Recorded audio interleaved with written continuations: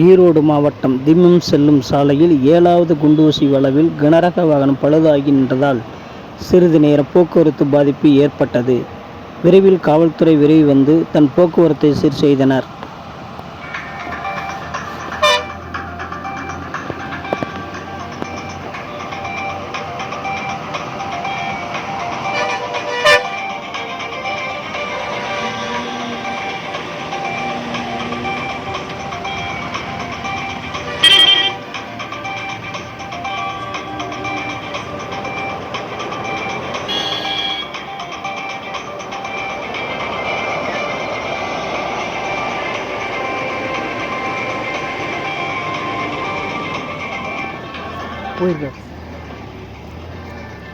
News edit பண்ணிட்டு இருக்கு news channel.